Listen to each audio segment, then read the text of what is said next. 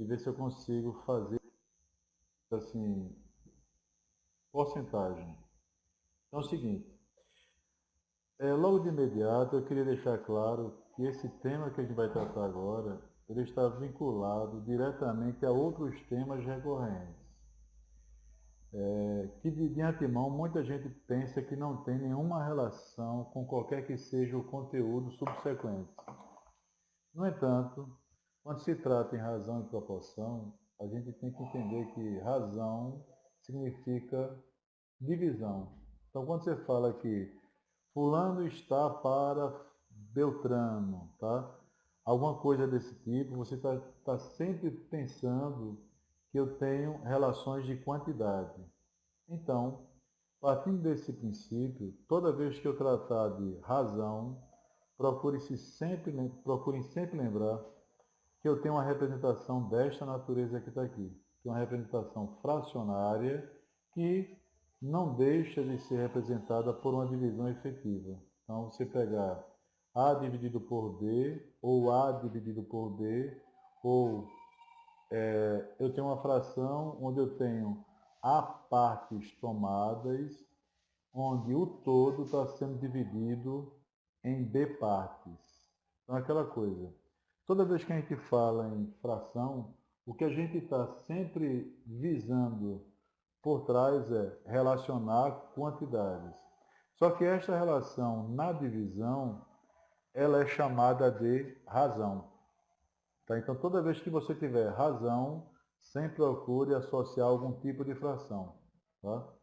E falando sobre a questão da fração, normalmente, não entendi, o professor está passando o slide, aparece a capa. Eu estou na segunda, não, deixa eu ver aqui, passei a capa, ó, estou na segunda, terceira página, estou indo para a quarta página agora.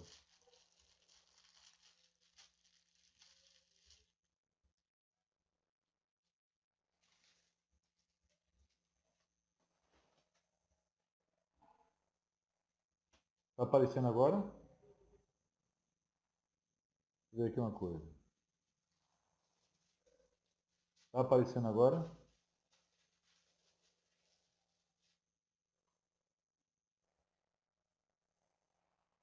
Agora sim, vamos continuar. Então, falar de razão e proporção, como eu coloquei para vocês, é tratar de divisão. Então, toda vez que eu tiver uma razão, eu vou ter estes termos aqui. O termo que eu chamo de antecedente, eu costumo relacioná-lo com o numerador de uma fração, ou seja, a quantidade de partes que eu estou tomando do todo. E a parte consequente é o que nós costumamos chamar sempre de denominador. É o número de partes que o todo conseguiu ser. Melhorou agora o áudio? É o número de partes que o todo foi dividido. Então, ó, antecedente numerador, consequente denominador, tá? Que também pode ser representado desta forma que está aqui, como desta forma que está aqui. Deixa eu passar aqui para o próximo.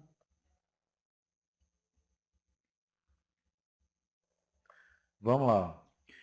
Toda vez que falarmos a partir desse momento de proporção, nós devemos relacionar a uma igualdade de razões. Ou seja, você tem A sobre B ou C sobre D como sendo duas razões. Como eu tenho essa igualdade aqui, essas duas razões para mim agora vão indicar uma proporção. Desse modo, podemos sempre dizer isso aqui, ó, A está para B, que significaria antecedente da primeira razão está para o consequente da primeira razão.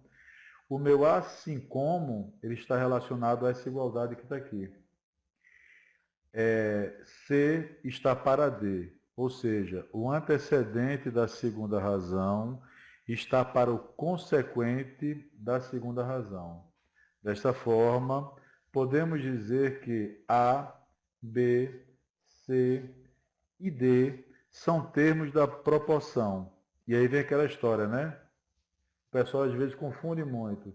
Esses são extremos, esses meios. No final das contas, o que você tem que entender é o numerador de um que estará para o denominador do outro, melhor dizendo, o numerador de um multiplicado pelo denominador do outro vai ser exatamente igual o denominador de um multiplicado pelo numerador do outro. Ou seja, antecedente da primeira razão multiplicado pelo consequente da segunda vai ter que ser exatamente igual ao consequente da segunda e um antecedente da primeira.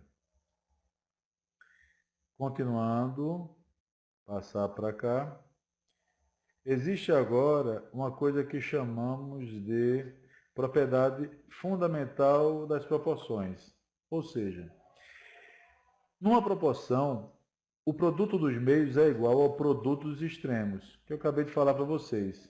Este vezes esse vai ser exatamente este vezes esse. Perceba que aqui eu coloquei este vezes este vezes esse. Se eu quisesse, esta mesma relação poderia ser reescrita pegando A vezes D, passando para o lado de cá, igualando com B vezes C, passando para o lado de cá. Então não teria dificuldade alguma em só inverter essa ordem. Aí eu coloquei aqui um exemplo que é relativamente simples. Você tem 4 está para 7, assim como 12 está para 21. Se eu conseguir verificar que o produto deste por este, ou seja, este cara vezes este cara, se ele for igual a este por este, seguramente eu vou dizer que eu tenho o quê? Uma proporção.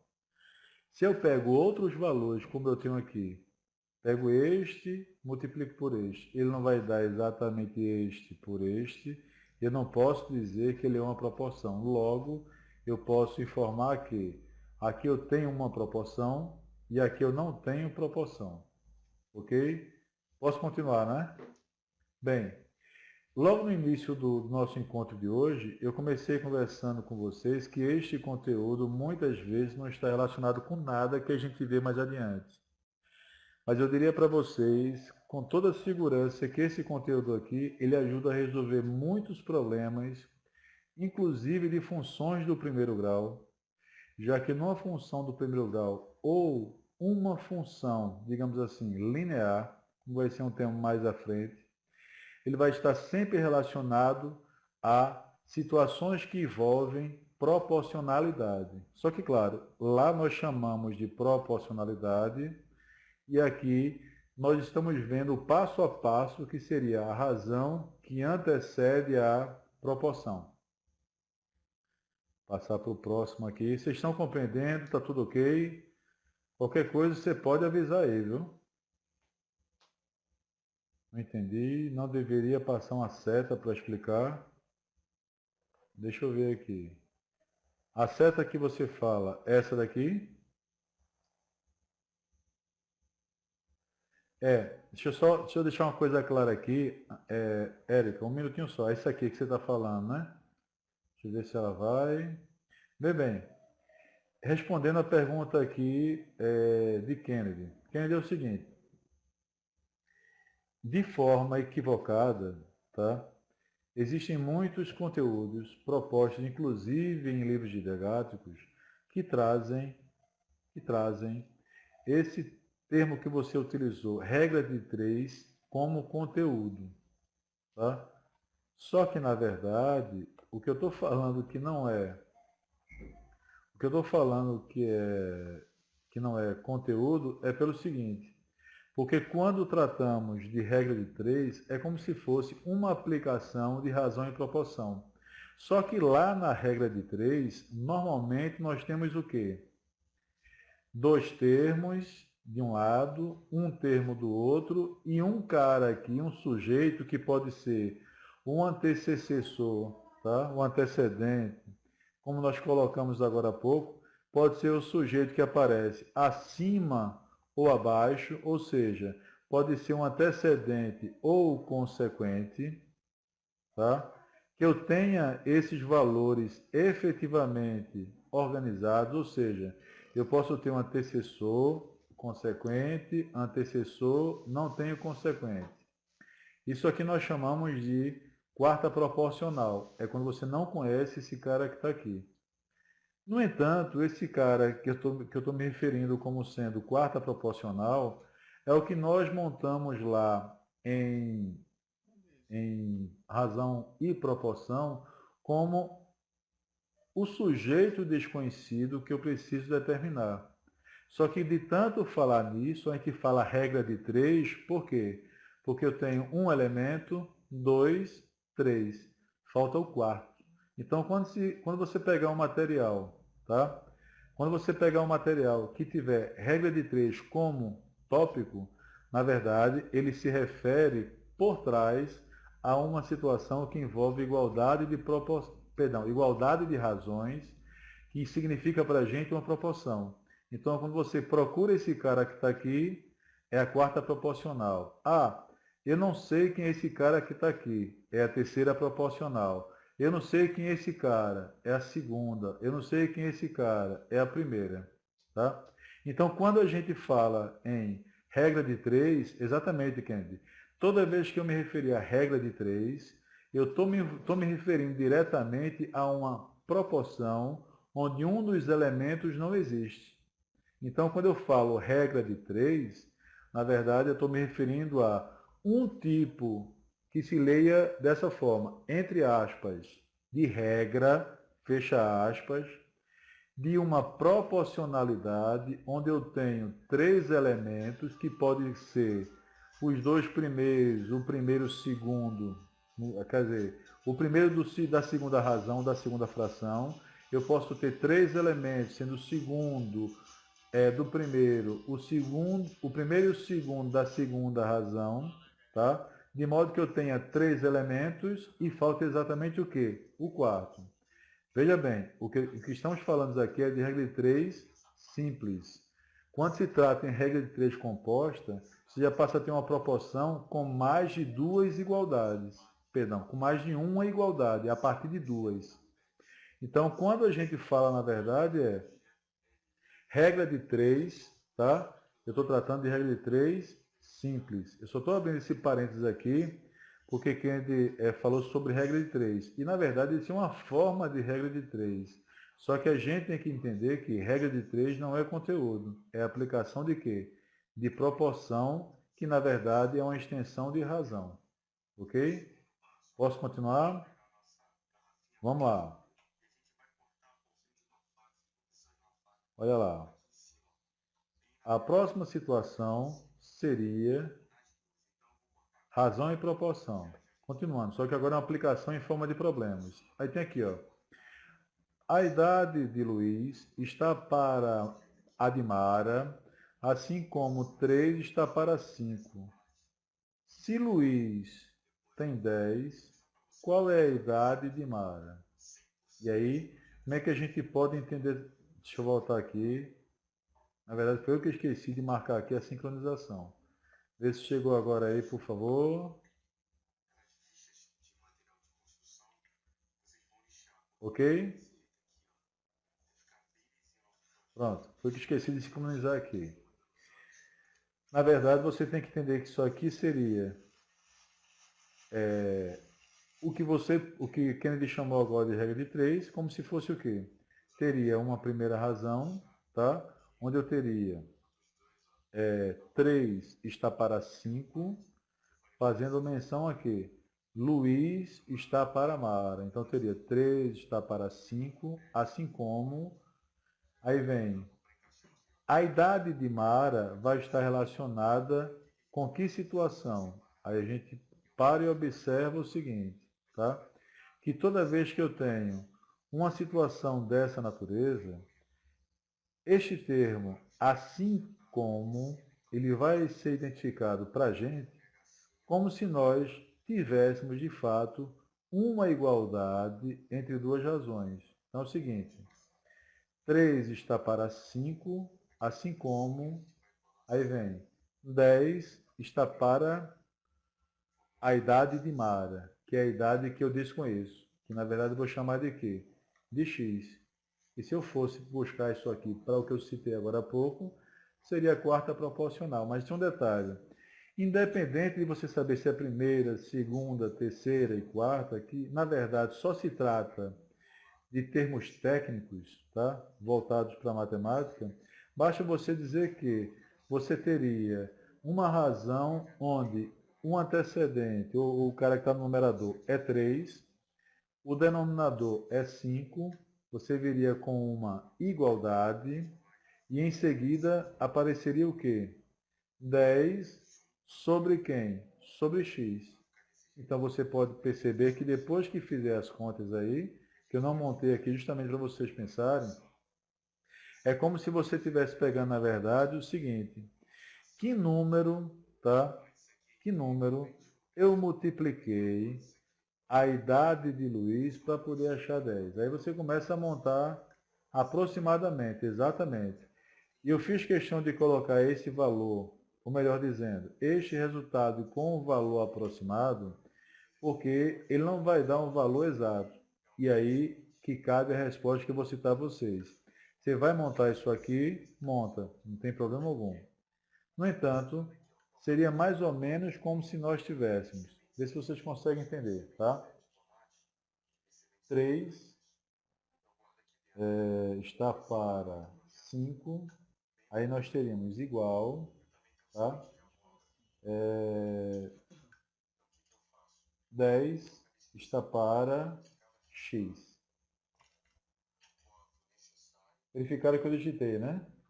Quando você faz isso aí, você vai fazer as suas continhas e você vai perceber que o valor, ele não vai dar um valor exato. Porque, na verdade, quando você faz a montagem disso aí e vai fazer as contas, você está...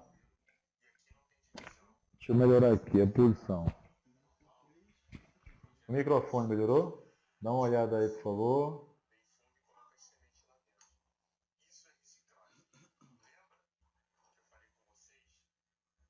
Ok? Posso continuar? Vamos lá. É você pegar, na verdade, o numerador do primeiro, multiplicar pelo denominador do segundo, que nos daria, tá? É só montar aqui para passar para vocês. Seria você ter, só um minutinho só.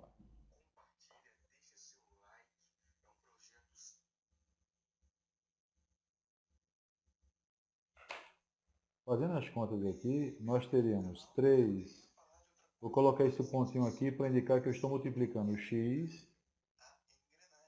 igual a 50. Se você pegar 50 e dividir por 3, ele vai nos dar, tá, aproximadamente o meu x igual a 16,666666667. Quando acontece uma coisa dessa para nós, bastaria que vocês colocassem 16,66. No entanto, existem critérios que eu vou passar para vocês para que nós não tenhamos dúvidas numa situação desta natureza, tá? Que é a questão da aproximação por alguns tipos de regra. Então, dessa forma que está aí montado, eu acho que deu para todo mundo perceber como é que faz a estruturação dela, né? Praticamente você pega, multiplica 1, voltou. Eu tenho que segurar o microfone aqui perto da minha boca para ver se escuta. Tá tranquilo agora? Dá uma olhada aí. Pronto, então vamos continuar. Ok, em relação a esse exemplo? Então vamos passar para o próximo, tá? O próximo, que na verdade eu estou me referindo ao próximo slide, não o próximo exemplo, trata-se de uma forma de representação de fração, tá? Cujo denominador é 100. De certo modo, o que a gente vai tratar agora é de porcentagem, que é um tema que na verdade não é conteúdo, porque ele é uma extensão do que falamos de razão, e vocês já perceberam que razão é uma extensão do que nós já conhecemos de uma coisa chamada fração. Então, tratar de exatamente de porcentagem é você escrever um número em forma de fração, cujo denominador sempre, percebam, viu? Sempre é igual a 100. Então, quando você pega, por exemplo, esse cara que está aqui, ó, 1,6%, isso é a mesma coisa de escrevermos 1,6 e seria você escrever isso aqui, ó, 1,6 sobre 100, ok?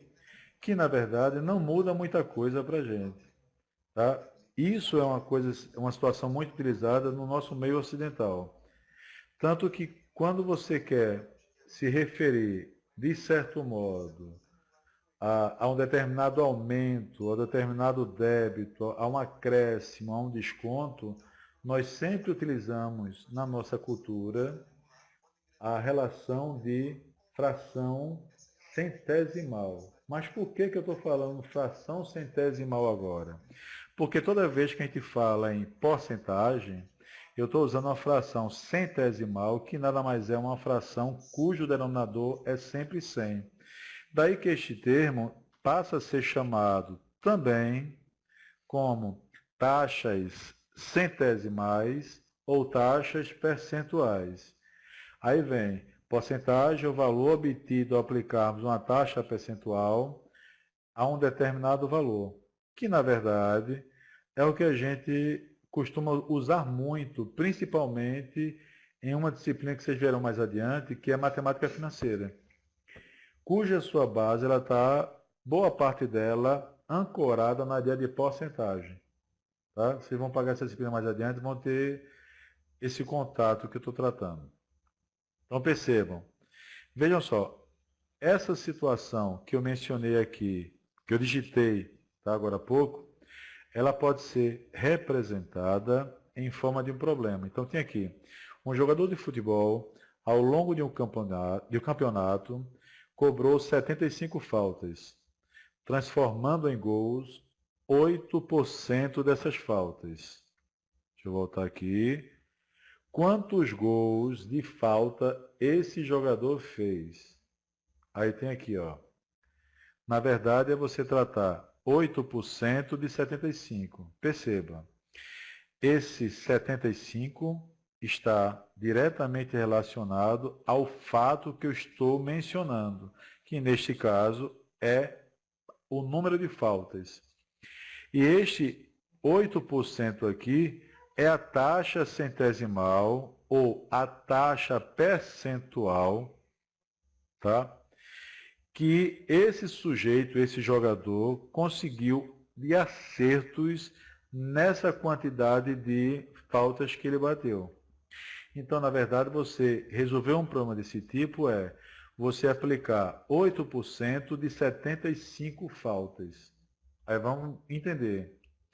8%, que é o que está aqui, tá? 8 sobre 100 vezes 75. O que acontece aqui? Você multiplica 8 por 75, resulta em 600. E em seguida, veja só, multipliquei esse número aqui, que é o numerador, pela quantidade de faltas que foi mencionada no problema, tá ok? Resultou em quanto? 600. Pego o resultado do produto de 8 por 75, divido por 100, encontro quanto? 6. Então, das 75 faltas que esse jogador cobrou, tá? Bateu, como queiram utilizar, ele conseguiu reverter em 6 gols. O Kennedy ele colocou aqui 0,008 vezes 75. O que ele fez aqui, na verdade, foi dividir 8 por 100 e em seguida multiplicar por quanto? Por 75. Que na prática não vai fazer diferença alguma, porque o resultado vai chegar a quanto? 6.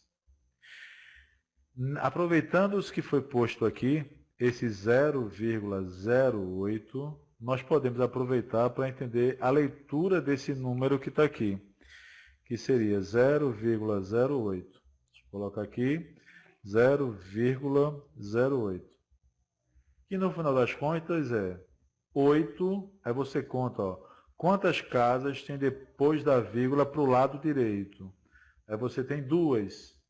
Então, a primeira casa é dezena, a segunda casa é centena. Então eu posso afirmar que isso aqui refere-se a 8 centésimos. Que seria o quê? 8%, ou eu poderia representar isso que está aqui, 8 com essa simbologia percentual que aparece aqui na marcação. Ok? Outra aplicação, tá? Que nesse caso agora seria só de operacionalização da porcentagem. Na situação anterior, nós aplicamos uma problematização. Então, tinha uma situação problema, eu apliquei lá, peguei o conceito e utilizei. Neste caso aqui, você poderia utilizar, por exemplo, ó, vamos admitir que você tivesse que comprar um produto, tá? E o vendedor dissesse para você, ó, eu vou te dar 10% se você pagar este produto à vista. Aí você quer saber qual é o valor deste desconto. Então, o que é que você faz? Está aqui, ó, 10% de 300. Então, você tem 10 vezes 300, que dá 3.000, que dividido por 100 dá 30, ou, se você achar melhor, percebam, tá? Aqui eu tenho uma multiplicação. Eu não posso fazer o que eu vou fazer aqui de forma aleatória. Que o que está sendo posto aqui, na verdade, é o que o pessoal coloca no popular. Ah, nós temos aqui que cortar este zero com este zero, cortar este zero com este zero. Este termo que eu estou falando, cortar, o que está por trás desse termo é, eu estou dividindo 100, que está multiplicando por 3, que dá 300, por 1, que está multiplicando por 100 para poder dar 100. Então, quando eu falo corto esse com esse, no final das contas, é como se eu estivesse dividindo o 100 que está aqui em cima, que seria representado como uma divisão, tá? Aí você poderia colocar, ao invés de você ter 300, você coloca 3 vezes 100. E embaixo, ao invés de você ter 100, você coloca 1 vezes 100. Aí, quando você está simplificando, e esse termo simplificar tem a ver com o cortar que eu citei agora, no final das contas, você está dividindo uma fração. É como se você estivesse construindo uma fração equivalente, tá? Que, na verdade, não mudaria nada. Se você pegar esse cara aqui, ó, 100 vezes, tá? Perdão, 10 vezes 300, isso aqui vai ser igual a 3.000. Aqui. Se eu pegar agora esse 3.000 e inventar de dividir esse sujeito por 100, isso vai dar exatamente 30. Que é o que está sendo posto aqui. Que não é nada demais. Então, se você analisar, não é nada demais em relação a quê? Dependendo do custo que você vai ter para comprar esse produto, pode ser que esses R$ 30 valha muito para você, ou pode ser que ele não valha nada para você. Ok?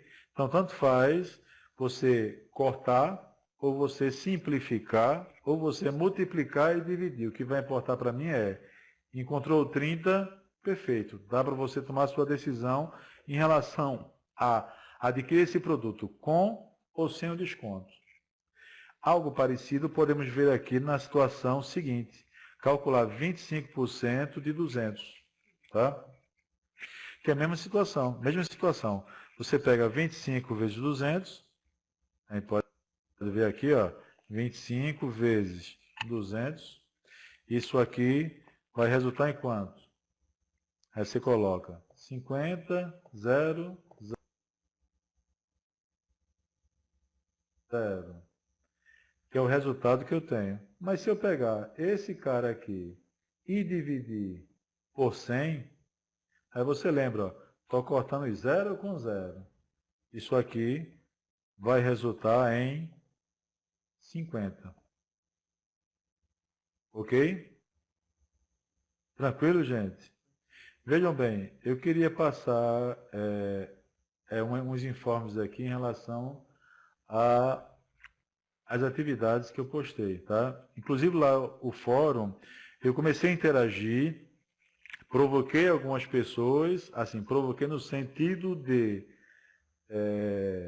fazer com que ela se pusesse ou se colocasse em relação ao que escrevesse logo no início, mas a intenção fundamental era verificar até que ponto vocês conseguiam. E eu garanto a vocês que até o fim da semana vai estar tudo já postado. Inclusive já estou com notas, eu não postei ainda porque eu estou esperando as pessoas colocarem mais opiniões sobre o fórum.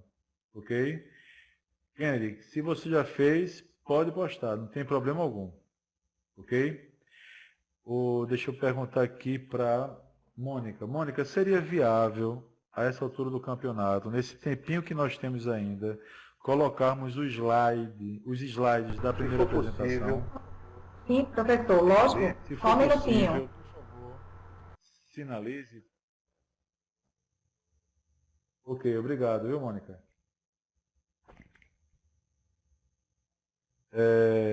Vai ser bacana porque eu vou tentar fazer 2 em 1 aqui para não ter tanta dor de cabeça para a gente. Tenha só um pouquinho de paciência, que isso aqui não estava no script. Eu não tinha falado com Mônica ainda.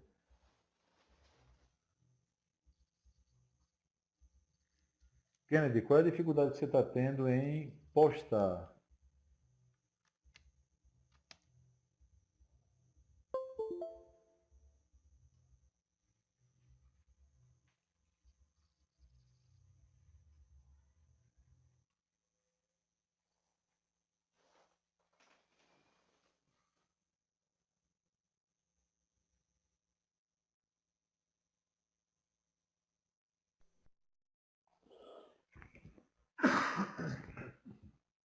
Desculpe aí que eu estou com alergia braba, faz uns 2 dias e eu não estou conseguindo sarar.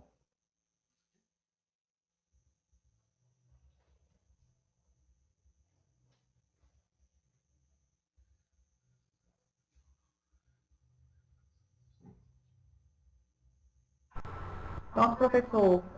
Tá, não sei se está aparecendo para todo mundo. Confira aí, por gentileza. Kennedy, eu vou dar uma conferida nisso e respondo por você por lá. Por favor, é porque eu não consigo entrar no ambiente hoje. Se você não colocou uma demanda lá com essa dúvida, você manda a demanda pelo fórum Tira Dúvidas que eu falo com você por lá. Ok? E podemos começar, ou melhor, recomeçar? Pode ser?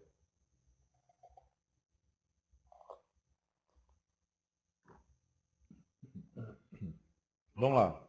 Já está aparecendo. Mônica, apareceu aqui um esquema na minha tela que está como se fosse o passo a passo dos slides. Ah, ok, já localizei. Tranquilo. Tranquilo, tranquilo. Aí aparece aqui. Vou tentar ser um pouquinho rápido, tá? Pronto, Kennedy. Eu não respondi porque eu não entrei hoje ainda. Ok?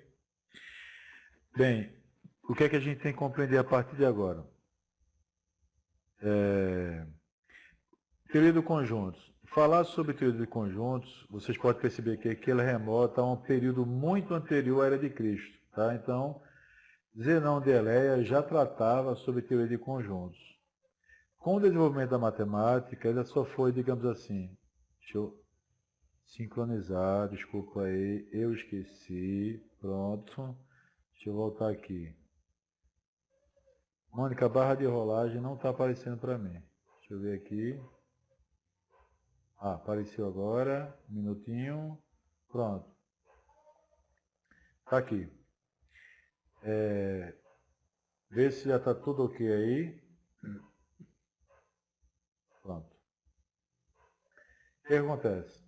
Eu tenho agora essa tela que trata sobre o histórico, já que esse histórico ele remota a uma idade pré-Cristo, tá? Entre 490 e 430. Já se tratava em termos genéricos, não desta forma que tratamos hoje, evidentemente, não desta forma que... Dê uma olhada aí, por favor, ver se já estão na página 3, por favor. Dê uma conferida aí. Todos estão? Posso continuar, gente? Dê só um ok. Pronto. Bem, essa ideia surgiu de modo informal, antes de Cristo, mas ela só foi formalizada, de fato, a partir do século XIX, com Giorgio Cantor. O Gregor Cantor, o pessoal às vezes chama dessa forma. E, na verdade, essa ideia de teoria do conjuntos, ela é uma ideia muito bem elaborada, porque, ao contrário do que muita gente pensa, e esse foi o item da provocação do primeiro fórum, ele está lá muito mais vinculado à área das ciências de uma forma mais ampla do que especificamente da área da matemática. Por isso que muita gente acaba pensando de forma equivocada que a gente só tem que tratar de teoria do conjunto em matemática. No entanto, a gente consegue perceber perfeitamente que ela pode ser aplicável para outras áreas. E daí que veio aquela provocação minha. De antemão, nós temos aqui teoria do conjunto e a ideia de conceitos primitivos, o que é conjunto, representação. Bem, a ideia que está por trás dos conceitos primitivos da teoria do conjunto é basicamente aquela ideia de eu tenho coleção de objetos que podem ser quaisquer objetos imagináveis e esses conjuntos, quer dizer, essas coleções são chamadas de conjuntos e a cada objeto desse eu denomino como elemento. E aí, naquela nossa provocação lá, vocês perceberam que toda vez que a gente trata de elemento, eu estou tratando de um sujeito que faz parte de um todo maior. Inclusive, a terceira provocação que eu fiz busca relacionar aquela ideia do todo com a parte, ou das partes com o todo, tá? Que, de certo modo, para muita gente ficou um tanto enrolado ali, e, na verdade, é naquele ponto que a gente começa a perceber que a teoria de conjuntos, ela pode ser aplicável a muitas áreas, inclusive as áreas das ciências humanas. Tá? Então, eu costumo dizer, por exemplo, que o pessoal da língua portuguesa, o pessoal que ensina gramática, que ensina ortografia, que ensina aquela parte de concordância, tá? Oração coordenada sintética, aquela coisa toda lá, os caras manjam muito mais de conjunto do que eu. Só que aquela coisa, eles não conseguem enxergar esses elementos ou essa formalidade, esses elementos ou esta formalidade que eu trato em matemática. Daí que as pessoas acabam por entender que, de certo modo, o que está por trás é isso aqui não é matemática, isso aqui é português. Entretanto, as relações que são estabelecidas para você verificar quais são as regras gramaticais, isso pode, isso não pode, isso está aqui, isso não é aplicável ali, tem toda uma relação direta com o quê? A situação de pertinência, que seria aquela historinha de usar este pertence, este não pertence, esse elemento pertence àquele conjunto, ou este conjunto vai ser chamado a partir de agora de subconjunto, porque ele faz parte de um conjunto maior. E aí já passa aquela relação de está contido, contém, não está contido, não contém, que ela é aplicável normalmente a agrupamentos ou grupos de objetos que fazem parte de agrupamentos ou grupos de objetos de uma coisa maior, que nós chamamos de conjunto. Tá? E aí vem a representação de conjunto. Como é que a gente pode representar conjunto?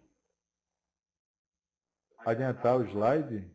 Vamos lá, estou nesse slide aqui. Né? Esse slide que eu estou me referindo? Pronto. O que acontece? Essa representação ela pode ser aspeada, formada por um par de aspas, tá? Ou pode ser utilizada por representação de letras maiúsculas. Perceba, letras maiúsculas representam conjuntos, letras minúsculas são representações de subconjuntos. Tá? De antemão aparece também a ideia que é muito tratada, que é o diagrama de Euler-Venn, que são os dois matemáticos que, de certo modo, contribuíram muito para a representação desses conjuntos, toda vez que tratamos de objetos dessa natureza. Bem, estou agora passando para o slide 5, ok? Inclusive, quando ocorreu a sua formatação, não sei o que aconteceu, mas esse diagrama que está aqui em verde seria a representação do conjunto A, que seria a representação de quê? Dos elementos B, C, G, F, D. E esse diagrama aqui, que eu tenho representado pelo azul, seria o conjunto B. Tá? Na verdade, esse B deveria estar aqui, e esse A está na posição certa. Para servir de indicativo que esses elementos aqui estão pertencentes ao conjunto A e esses aqui estão pertencentes ao conjunto B. Então, ó, representação, letra maiúscula, conjunto, letra minúscula, elemento, par de aspas são os elementos do conjunto, e esse círculo que eu tenho aqui, que como se fosse um balãozinho, esse tal balão é o chamado diagrama de Euler-Venn. Tá? Então, a diferença entre esse conjunto e esse. Aqui é formado por letras do nosso alfabeto, por algumas delas, o B, C, D, F, G, e aqui por números ímpares, tá? Positivos. Ok? Então, deixa eu passar aqui para o próximo. Laís, continência e pertinência. Contém é justamente o que você está tratando. Você está falando de elementos e subconjuntos que são conjuntos dentro de outros conjuntos, e pertinência que na verdade são o quê? Relações que existem entre elementos e conjuntos. Ok? Passei para o slide 6, por favor confiram aí se está tudo ok. Eu vou ter que dar uma acelerada para otimizar o nosso tempo, tá? Então tem aqui, esta é uma outra forma de representação. Um conjunto C, se dá de que forma? X tal que X tem a propriedade de P. Que danado é isso? Tá? Esse tal que é uma linguagem puramente matemática, só quer tratar de esse elemento X, ele tem que ser observado com esta propriedade que X é igual a isso. Acabou. Então como é que se lê isso aqui? O conjunto C é formado por todos os elementos de X, tal que X tem a propriedade de P. Aí tem aqui, ó, o nosso conjunto A anterior, X tal que X é uma das 5 primeiras consoantes do alfabeto. Ó, só para retomar aqui rapidamente. 5 consoantes do nosso alfabeto. Ok? Passando agora, voltando. Quando você observa aqui o conjunto B, que é uma outra forma de representar, X tal que X é um dos 5 primeiros naturais ímpares. Bem, o que danado é um número natural? Bem, número natural é aquele número que a gente aprende a contar inicialmente. É aquele número que começa a dar materialidade ao real. Então, se você for analisar, que não é o nosso caso, tá? Só uma forma de falar. Se você for analisar como surgiu a necessidade de contagem, ela parte exatamente dessa ideia. Você tinha lá o pessoal que vivia, já passei para o slide 7, confiram, o pessoal que vivia em regiões na antiguidade não se estabeleciam num território único, então iam para determinada região, explorava o que se tinha lá, criava gado, criava ovelhas, bode, e toda vez que ele passava um animal, ele pegava uma pedrinha e colocava no saco. Só que ele não sabia que aquela pedrinha nós chamamos hoje, na nossa sociedade moderna, de número 1. Quando passava o segundo, ele colocava 2, passava o terceiro, 3. Por isso que você chama que são números naturais, que eram números que davam materialidade a objetos. Tá? Bem, falando agora aqui sobre relação de pertinência. Então, tenho aqui agora, G é elemento do conjunto A e não é elemento do conjunto B. Então está aqui, ó, G pertence a A, G não pertence a B. Desculpa aí de novo. Continuando, tá? Vou passar para o slide 8. Tipos de conjunto, tá? Confira aí se já chegou. Tá muito...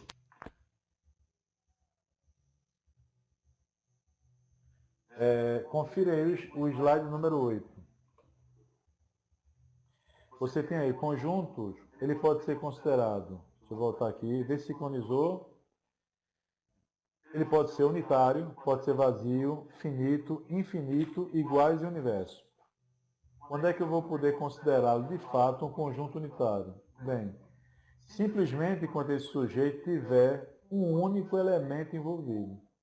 Então, seria, na verdade, você tratar, deixa eu voltar aqui rapidamente, seria você tratar de um conjunto que apresenta unicamente um elemento. Exemplo, se você quer saber o conjunto de estrelas que consegue iluminar durante o dia o planeta, você só vai ter, em tese, um, que é o Sol. Tá? Aí vamos supor que você quisesse, para ilustrar agora a situação que nós tratamos, de conjunto vazio. Qual é a estrela que consegue, digamos assim, ter um brilho capaz de iluminar completamente o período da noite? Aí você vai perceber, ó, estrela existe, mas não existe estrela que consegue iluminar naturalmente o ambiente. Para este caso, poderíamos dizer que o conjunto é o quê? Vazio. Ok? Conjunto finito é aquele conjunto que eu consigo ter limitação na minha, digamos assim, contagem. Eu sei onde ele começa e sei exatamente onde ele termina. Tá? Já quando eu tenho um conjunto, digamos assim, infinito, é um conjunto que eu não consigo enxergar o seu fim. E aí esse conceito de infinito é uma coisa bacana de se ler pelo seguinte, porque embora você não tenha ideia exata de onde acaba, entre aspas, o infinito é muito utilizado para formalização de modelos matemáticos, principalmente na educação no ensino superior. O que a gente consegue entender na educação básica é que você tem lá conjunto finito, aí você diz assim, ó, pense no número, aí o cara pensa, 1 bazilhão, não sei quantos trilhões, não sei quantos milhões, barará, barará, e 15. Aí você vai dizer para a pessoa, ó, esse conjunto é infinito porque vai ter isso, tudo que você falou e o 16º. Então, quanto maior foi o número, ou quanto menor for o número, sempre existirá um maior do que ele ou um menor do que ele. Porque a capacidade humana, a ideia que a gente tem de racionalismo voltada para a matemática, ela dá essa capacidade de saber que existe, muito embora nós não consigamos, na prática, identificá-lo. Ok? Bem, conjuntos iguais. Falar de conjuntos iguais, na verdade, é você tratar que os elementos que contenham em um conjunto existam também em outro conjunto. Não tem muita dificuldade de entender isso. Por exemplo, o conjunto que se refere ao número de partes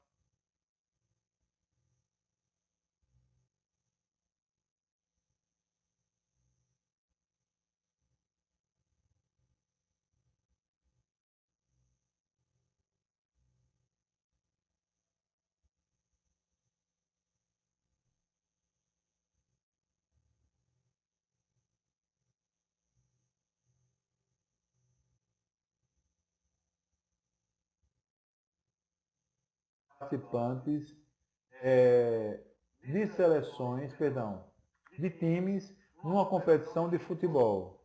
Ah, eu posso dizer que tem 11. Aí eu digo, não, tem 22, tem 24. Por que tem 22 não tem 11? Porque você pode contar quem está em campo e quem está na reserva. Então vamos dizer que tem 11 somente. Aí você fala, o outro conjunto para poder jogar, quer dizer, o outro time tem que ter quantos? 11. Então pode ser que os dois grupos que posso tratar como conjuntos independentes são considerados iguais. Pode não ser igual em relação a características peculiares de cada jogador, mas com relação à quantidade de elementos eu posso afirmar isso com certeza. Conjunto universo. O conjunto universo normalmente ele é dado como a parte, ou melhor, o todo que é dividido nessas partes, eu sempre vou considerar como universo. Então, se eu tratar, por exemplo, de uma situação de pesquisa, eu digo, ó, a população de Caruaru tá, tem 350 mil habitantes. Não tenho certeza desse valor, é uma hipótese. Tá? Eu quero fazer uma pesquisa. Bem, você quer fazer uma pesquisa o quê? Uma pesquisa de mercado. Então você vai pesquisar com 300. Poxa, mas qual a intenção disso aí? Bem, eu estou fazendo uma pesquisa com um grupo que vai me dar a ideia do todo. Quem é o todo? A população de Caruaru, que é o meu conjunto universo. Ok? Então, nesse caso, em estatística, que não é o nosso caso aqui, você faz pesquisas desta natureza, Professor Marcelo, buscando pegar o comportamento de uma parte da população professor, e dizer que o todo que é Mônica, seria o professor. universo tende a Veja, ter um desculpe comportamento interromper, similar àquele grupo. Daí a mas importância veja, de você entender eu sobre só o queria conjunto universo. passar um aviso para os alunos do sétimo Então, tá período, aqui, porque a professora Wanda, que seria a próxima, ela não vai poder, aconteceu da aula, aconteceu um imprevisto e ela não vai poder. Então, os alunos do sétimo período estão dispensados não é muito adotado. e a professora vai gravar a aula e disponibilizar para os alunos do sétimo período. Pode falar? Então, o senhor pode continuar dando a aula de conjuntos aí. A gente tem um horário marcado até às 21 horas, tá certo? O senhor tem até às 9 Ok. para tirar as dúvidas sobre conjunto e sobre razão, proporção. Ok?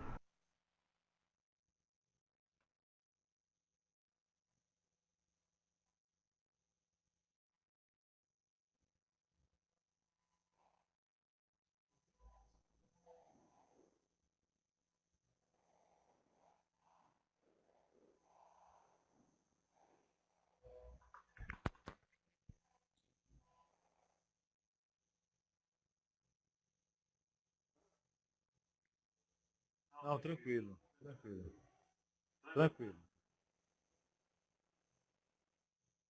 Pronto, aí depende do pessoal se vai querer ficar mais tempo, mas eu posso ficar aqui um tempo até terminar os slides. Aí vocês aí que falem, ok? Posso continuar? Eu vou continuar aqui. Quem tiver necessidade de sair por alguma razão, vá saindo. Que a gente vê aqui, deixa eu só dar uma olhada aqui. Deixa eu ver aqui rapidinho.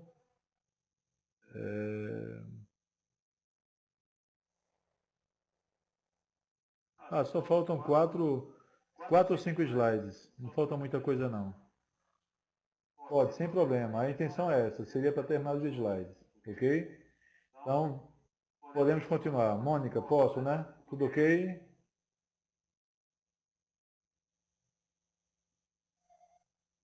Vamos lá.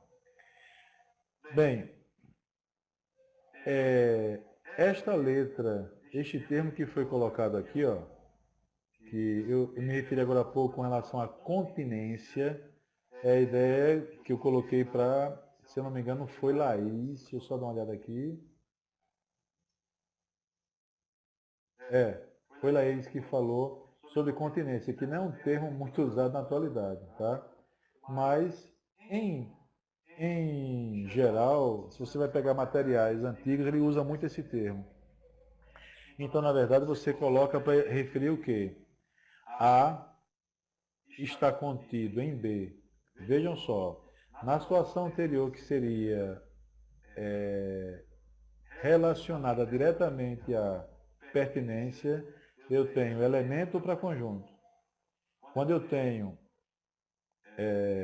a relação de conjunto e subconjuntos, tá? Conjuntos e subconjuntos, eu sempre estou me preocupando em relacionar grupos maiores. Então, ó, dados os conjuntos A e B, disse que A é subconjunto de B, se e somente se todo elemento que pertence a A pertence a B. Todo elemento de A pertence a B.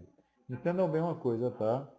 Este se e somente se é uma condição única e exclusiva.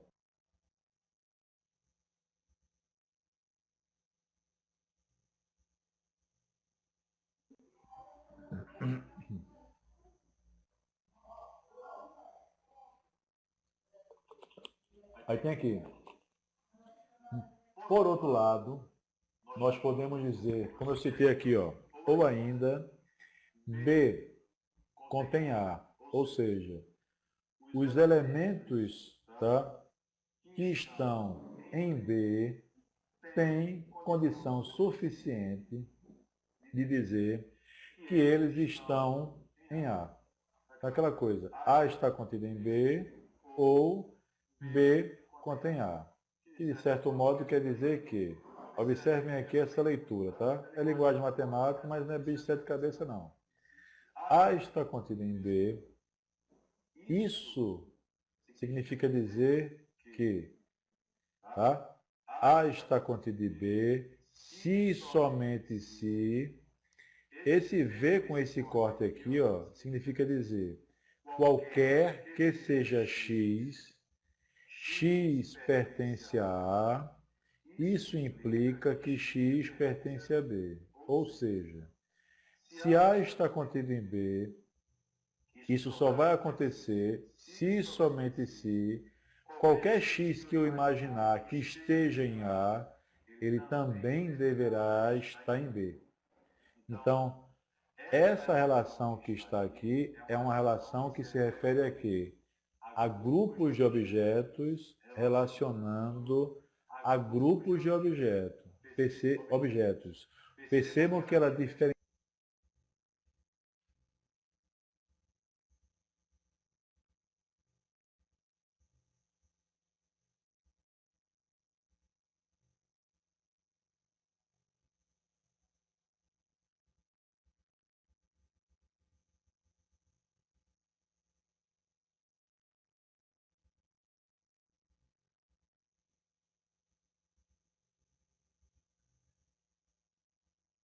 Diferencia-se da situação anterior, onde eu tinha elementos, ok, que estivessem sendo comparados ou sendo relacionados com conjuntos.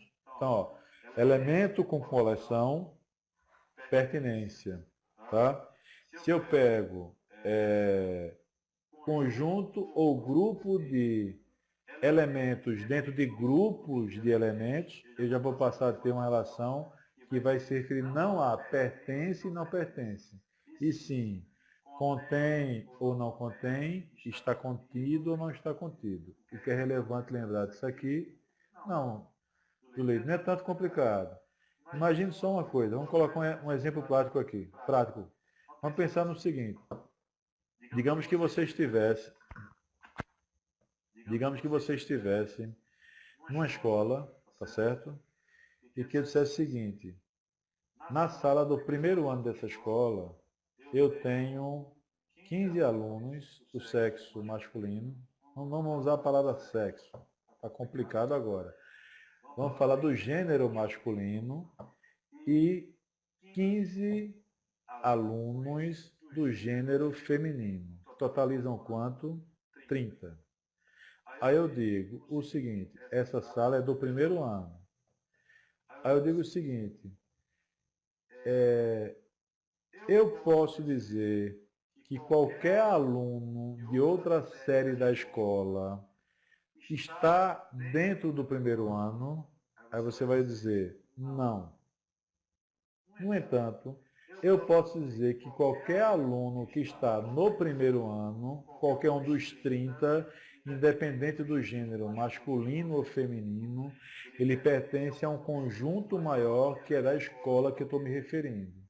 Então é o seguinte, nem todo conjunto, nem toda série, nem toda sala, nem toda turma está no primeiro ano, mas todas as turmas, incluindo a do primeiro ano, estão dentro de um conjunto maior que a escola.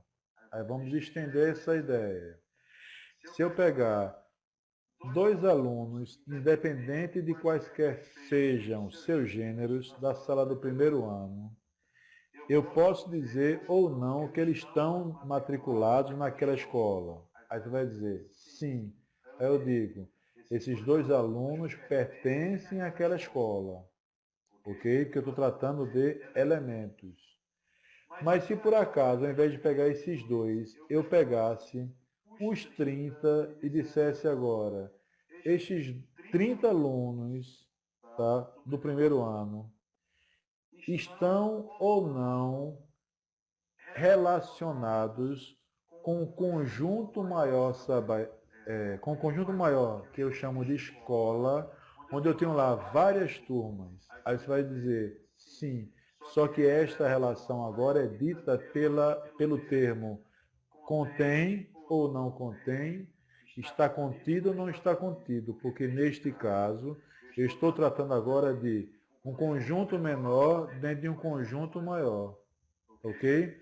Se eu estivesse tratando alunos, estudantes, independente de quais forem os seus gêneros, em relação à própria turma que eles estão matriculados ou à escola, eu teria uma relação de pertinência.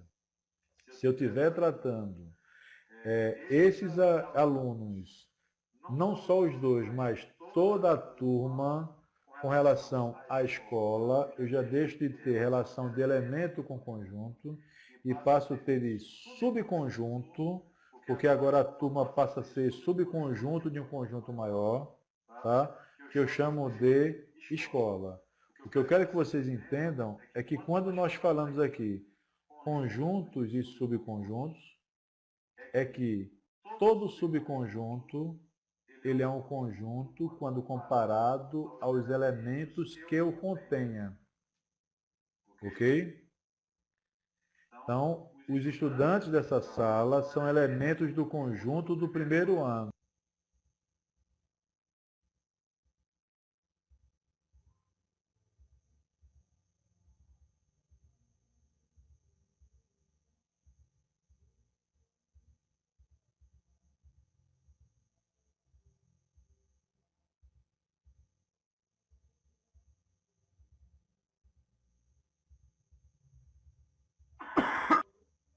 Posso continuar? Ó, eu silenciei aqui um pouquinho porque eu tive uma tossida legal. Aí voltei agora.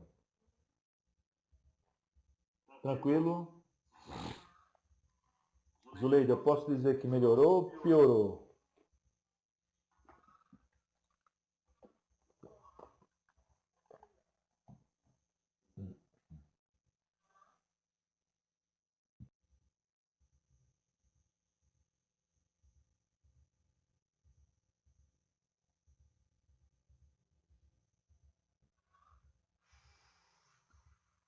Vamos lá. Voltando a falar sobre o termo que foi usado por Laís, que foi com relação à contingência. Essa relação, nós passamos a, digamos assim, substituí-la na atualidade com o termo de inclusão. Relação de inclusão é aquela que vai sempre relacionar conjuntos e semiconjuntos, que foi o que eu falei para vocês agora há pouco. Aí tem, ó, neste caso aqui, relação de inclusão, representada por este C meio deformado, é usada exclusivamente para relacionar um subconjunto B com o conjunto A, que contém B. Ó, B está contido em A. Aí tem aqui, ó, esses elementos 3, 5 e 9, percebam que aqui são elementos deste conjunto, ok? Neste caso, ele está contido dentro deste conjunto que está aqui. Vocês podem perceber que aparece o 3, o 5 e o 9. E neste exemplo eu fiz questão de colocar com esta ordem para evitar que tivessem problemas. Vejam bem. Reparem, não alterou.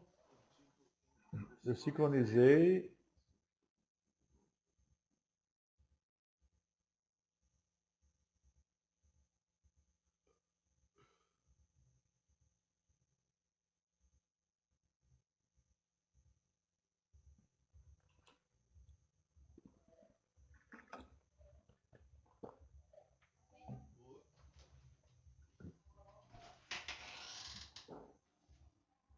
Ok?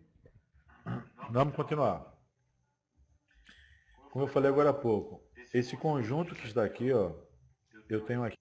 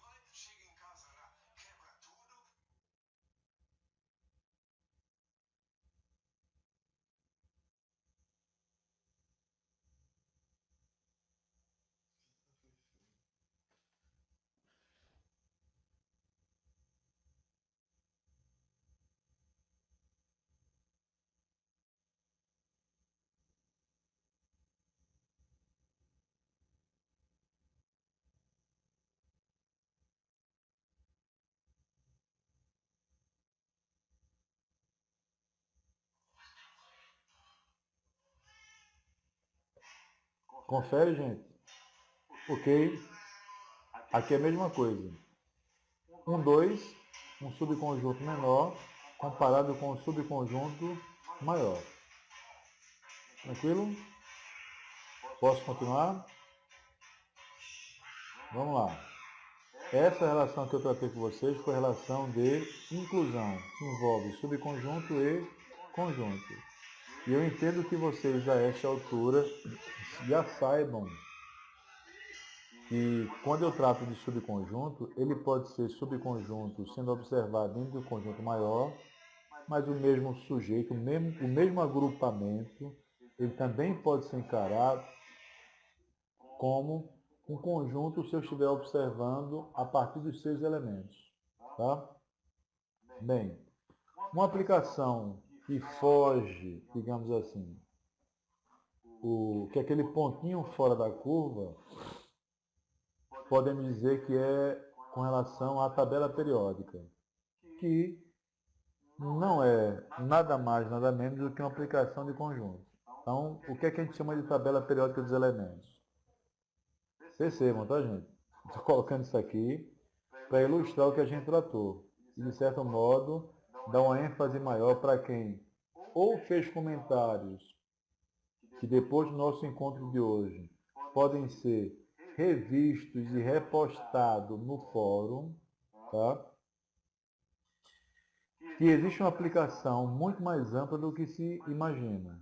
Por exemplo, o que é a tabela periódica dos elementos? Na química, os elementos são distribuídos em aproximadamente 118 elementos. Estou colocando aproximadamente porque existem alguns elementos que efetivamente existem.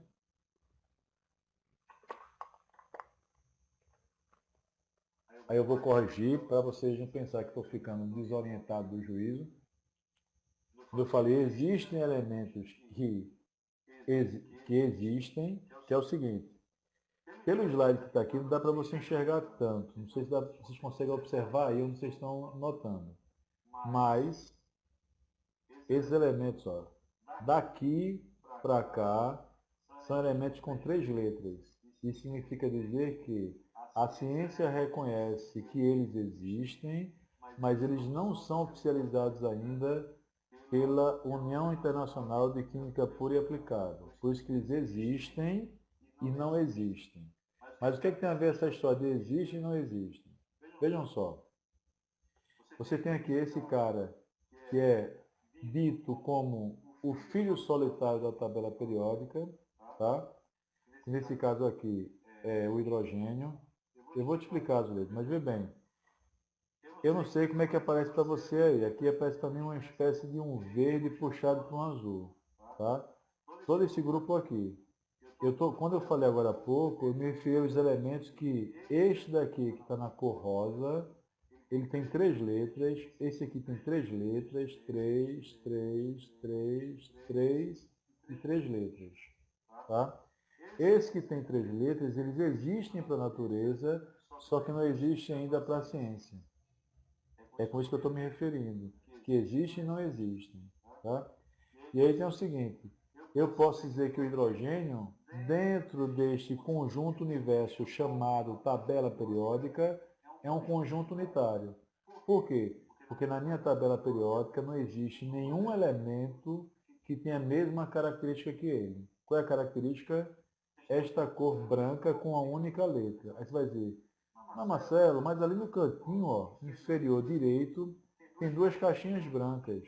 Exatamente. 2 caixinhas brancas, mas que existe o quê? 3 cores. Então eles estão aqui porque já foram descobertos, mas não são assumidos como reais para a ciência.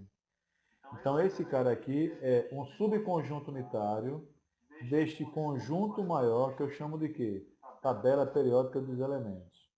Este que estão aqui na cor laranja, tá? Nessa coluna vertical abaixo do hidrogênio, são os metais alcalinos. Então, recebe esse nome porque tem uma característica própria. Então, eu posso dizer que aqui eu tenho um subconjunto, aqui eu tenho outro subconjunto. Detalhe.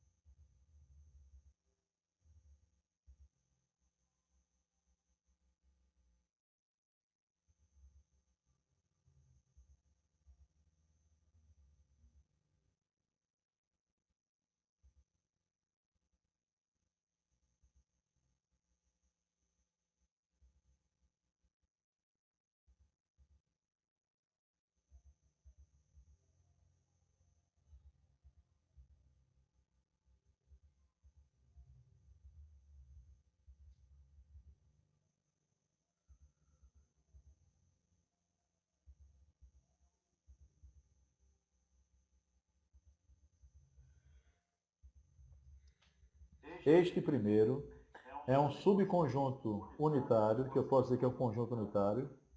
Esse segundo é um subconjunto que tem o quê? 2, 4, 6 elementos. Hidrogênio é conjunto? É. Desse cara aqui para cá é outro conjunto? É. Porque eu estou me referindo deles para com eles. Mas se eu me referir desse cara que está aqui até aqui, eu também vou ter um outro subconjunto da tabela periódica. Eu posso dizer que esse cara aqui que eu chamo de Li, vocês estão enxergando, esse cara que está aqui, ó, pertence ao conjunto do hidrogênio, aí você vai dizer, não. Ele pertence ao conjunto dos elementos que estão aqui na laranja. Não apareceu a seta ainda? Deixa eu voltar de novo, sincronizei novamente. Vê se aparece agora. Aparece? Vou voltar aqui. Ó, esse cara aqui é o hidrogênio, ok? Esses caras aqui são os elementos de metais alcalinos. Voltou a aparecer? Dá uma conferida aí.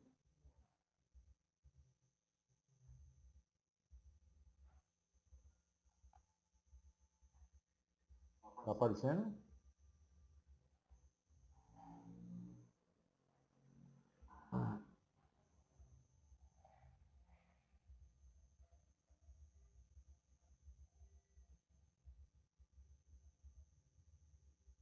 Aqui está aparecendo, gente?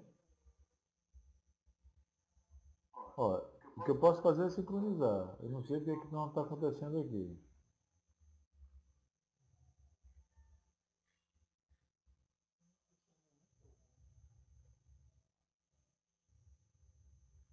Está aparecendo?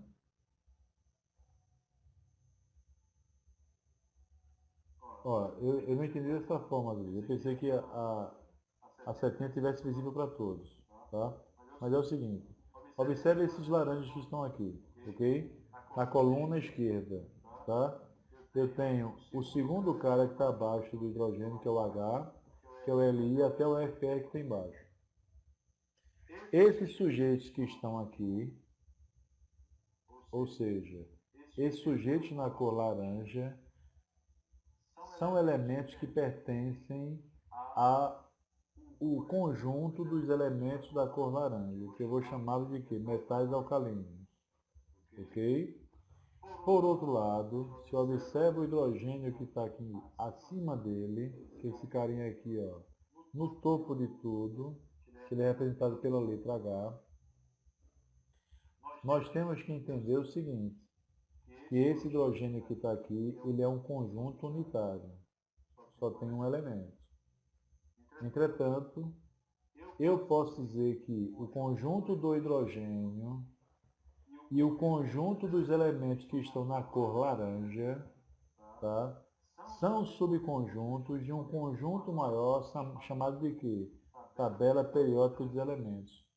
Da mesma forma que eu tenho os elementos aqui na cor verde, ok? Que são outro grupo, que eu vou chamá-los de ametais ou não metais, que é um outro subconjunto de um conjunto maior chamado tabela periódica. Eu posso dizer, por exemplo, que um elemento que está no conjunto laranja, ele pertence ao elemento que está no conjunto amarelo. Aí você vai dizer, não. Eu posso dizer que esse conjunto amarelo, ele pertence ao conjunto verde. Aí você vai dizer, não. Aí eu pergunto, por que não? Bem, porque para que ele exista na sua efetividade, todos os elementos que estão aqui nesse conjunto amarelo deveriam estar dentro do conjunto da cor verde. Ok? Esse é o exemplo que eu coloquei para vocês, para a gente, na verdade, visualizar de outro modo. Tá? Posso passar para o slide seguinte. Alex está digitando alguma coisa. Posso passar, Alex? Quem sinalizou que sim?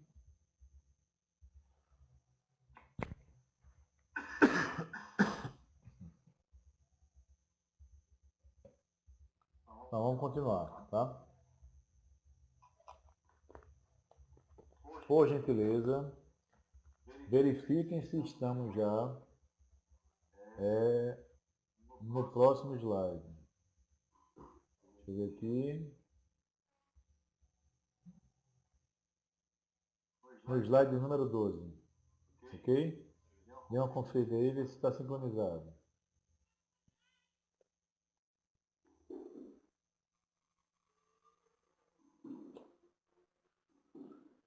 Tem muita gente digitando aqui, eu não sei se posso continuar ou se eu espero o pessoal dar um Enter para entrar alguma coisa e saber do que está tratando.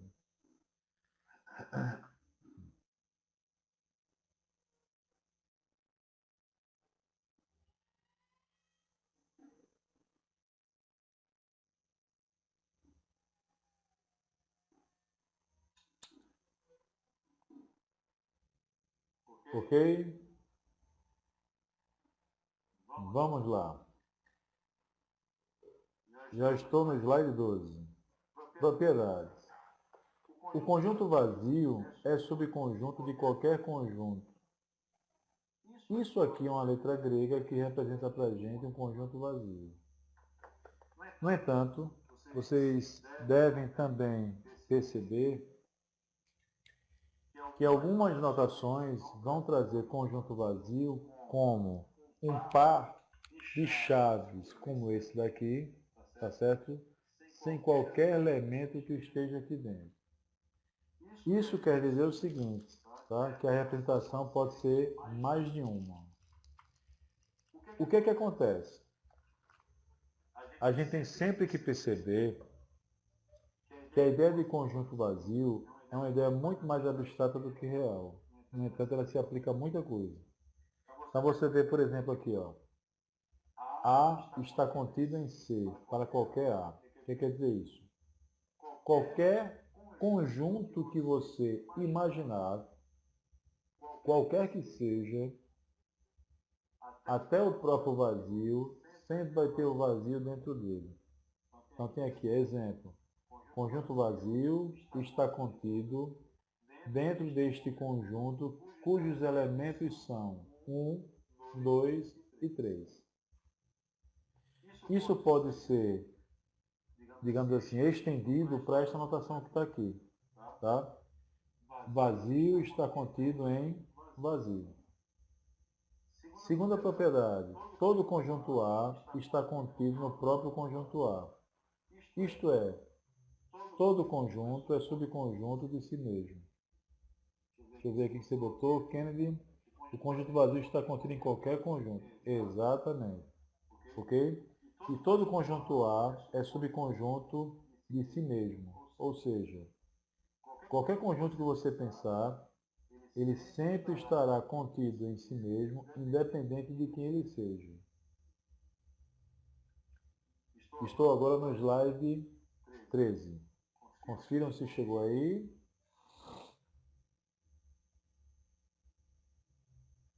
Exclusão.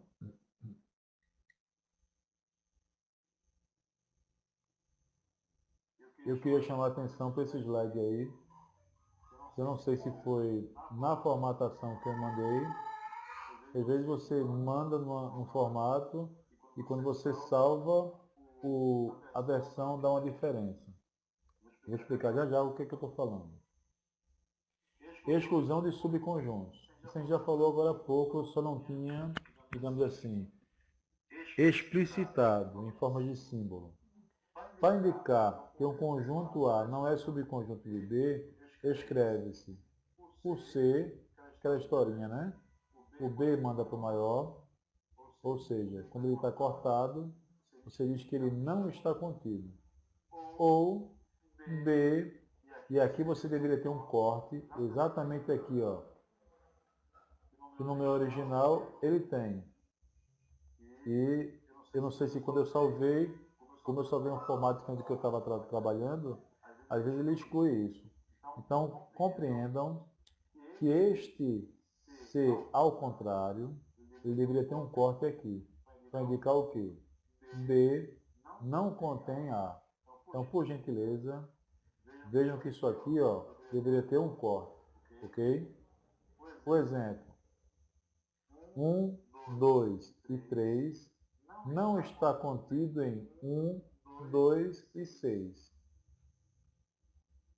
Eu não entendi, Ken. Desta forma, B contém A. Do jeito que está escrito aqui, sim.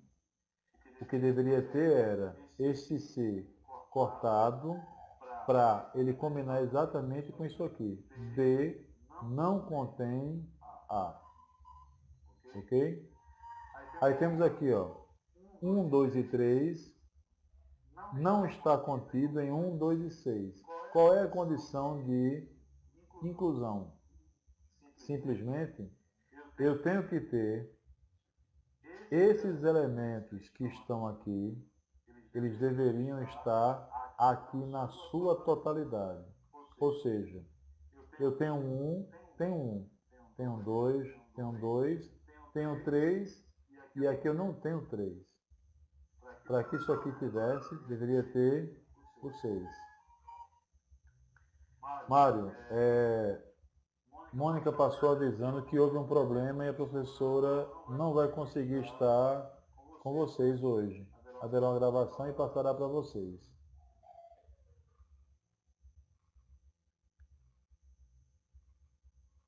Ok? Nada. Tudo de bom para você, Mário. Um abraço. Olha lá.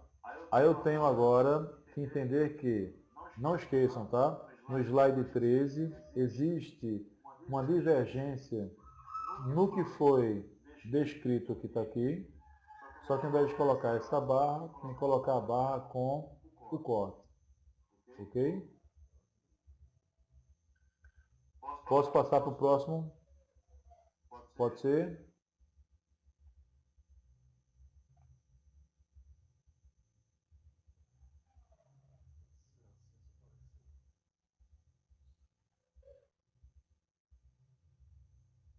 Vamos lá. Continuando.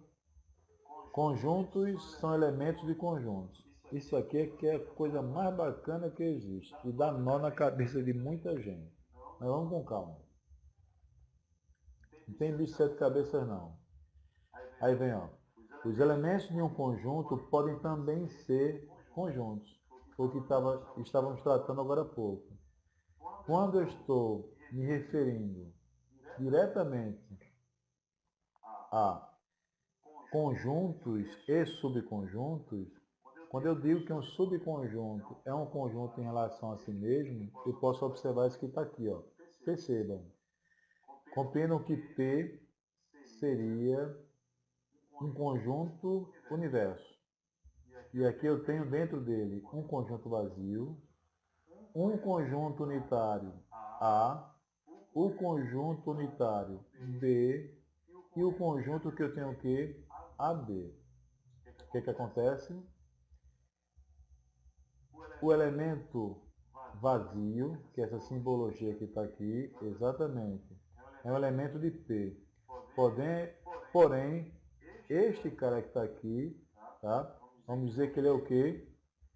Vazio pertence a P e não vazio está contido. Percebam, embora isso aqui seja conjunto vazio, com relação a esse universo, ele é considerado elemento. Da mesma forma que o elemento, que neste caso não é elemento, é o conjunto unitário A. Então, ó, aqui é conjunto unitário, aqui é conjunto unitário, mas com relação ao P, este cara aqui, com toda certeza, ele vai ter o caráter de elemento. Então, ó, esse cara aqui é um conjunto, dentro de P, ele passa a ser elemento. A pertence a P, aqui, ó, o elemento cujo símbolo é, eu não sei o que está vendo com essa seta, gente, de coração. Mônica, você pode me ajudar? O pessoal está falando que está faltando uma seta. Para mim ele está aparecendo normalmente. Se você estiver por perto, então vamos continuar. Esse, eu estou aqui, ó, depois de nesse caso, ok?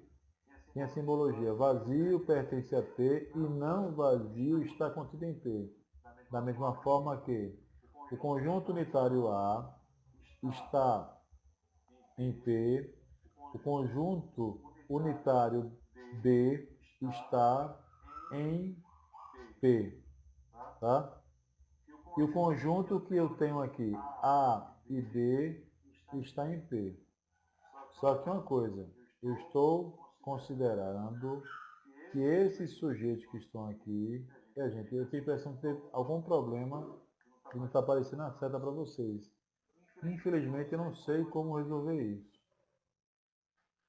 Infelizmente. Vê se apareceu agora. Apareceu? Ah, provavelmente alguma coisa aconteceu aqui.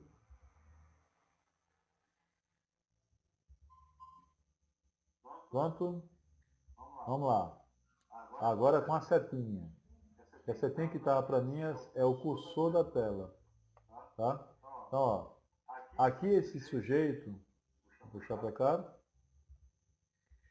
que é elemento, tá, em relação ao conjunto universo P, que está descrito lá em cima. Ele aqui é um conjunto unitário, se eu imaginar ele fora, só que em relação a P, ele é considerado o quê? Um elemento. Então, por isso que eu uso aqui a relação de pertinência. Deve ser isso, Mônica. O conjunto unitário P, que aqui não é conjunto unitário, tá?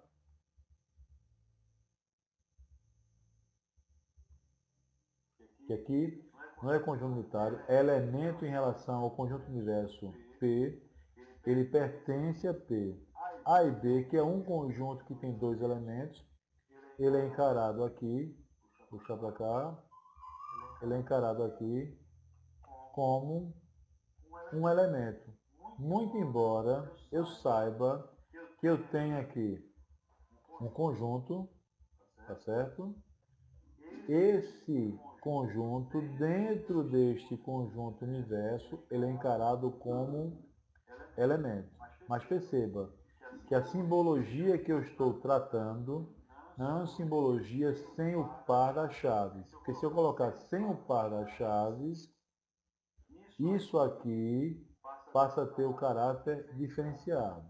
Aí vem, ó, alguns subconjuntos de P.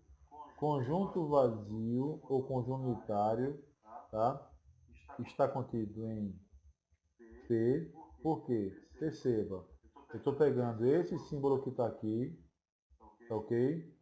Estou colocando ele aqui dentro de colchetes. Perceba que não foi o que aconteceu aqui, ó. Aqui eu tenho colchete, não, desculpe, chaves. Não foi o que aconteceu aqui. Aqui eu estou usando pertence porque ele tem um caráter de quê? Elemento. Quando eu represento desta forma, ou seja, com um par de chaves, ele passa a ter caráter agora de subconjunto. Por isso que aqui eu tenho que usar o quê? Está contido. Mesma coisa eu posso falar daqui.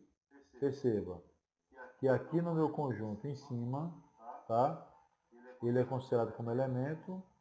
Quando eu vou representá-lo aqui, ele é considerado como elemento. Por isso que eu estou usando o símbolo de pertence. Mas quando eu vou compará-lo como subconjunto, veja que ele aparece aqui, ó, com um par de chaves por fora. Então aqui eu tenho só um par de chaves, que é a representação que eu tenho aqui, mas aqui eu tenho esse par de chaves e esse que está por fora. Ok? A mesma coisa acontece aqui. A e B pertencem a quem? A P. Entretanto, ó, A e B pertencem a P. Perceba que esse A e B pertence a P, está sendo colocado aqui porque está sendo encarado como elemento. Olha lá em cima, P está aqui. Quando eu venho para cá, e estou usando agora a relação de inclusão, tá certo? Eu estou me referindo agora aqui ao conjunto, que é este subconjunto, que é um elemento, em relação ao conjunto universo. Aí eu digo que abre chave, A e B, fecha chave, está contido em quem? Em P. Diferentemente do que aconteceu aqui. Abre chave, A e B, fecha chave, pertence a P. Então eu posso dizer que esse cara aqui é elemento, mas esse cara que está sendo representado aqui embaixo é subconjunto de um conjunto maior que eu chamei conjunto universo. A mesma coisa eu posso dizer com relação a isso aqui. A e B, que é como aparecem aqui, ó. Aqui. Vou levar aqui, aqui e aqui. Ele vai estar aqui dentro. Mas perceba que agora é como se ele estivesse dessa maneira. Vamos lá. Não entendi porque diz que elemento porém não está contido. Não entendi. Por gentileza, repita a sua pergunta. Tá? Se diz que o elemento pertence, porém não está contido. Entendi. Entendi agora. Porque é o seguinte, quando eu uso o termo pertence, é uma relação que envolve elemento a conjunto. Quando eu uso o termo está contido, eu estou me referindo diretamente a conjunto ou subconjunto em relação a um conjunto maior. Então, deixa eu só mostrar uma coisa para vocês aqui. Deixa eu colocar aqui a seta, para ver se melhora o que você está questionando. Aqui, ó. Eu tenho o conjunto A, conjunto B, conjunto AB, conjunto vazio. Eles são conjuntos, tá? Que pertencem a um conjunto que eu chamei de quê? Conjunto P. Neste caso, eu posso dizer que isso aqui é o conjunto universo, que é um conjunto maior do que o que eu tenho. Aí o que acontece? Esse cara daqui, ele é encarado como um elemento. Então, ó, esse que eu estou falando é esse aqui. Conjunto vazio pertence a P. E não, conjunto vazio está contido em P. Perceba que isso aqui não pode ser afirmado, porque eu estou tratando de um elemento para um conjunto maior. Quando você observa isso daqui e compara com o que está aqui, o que é que você vê de diferente? Aqui, ó, você não tem o par de chaves, porque o par de chaves indica que isso aqui é um subconjunto de um conjunto.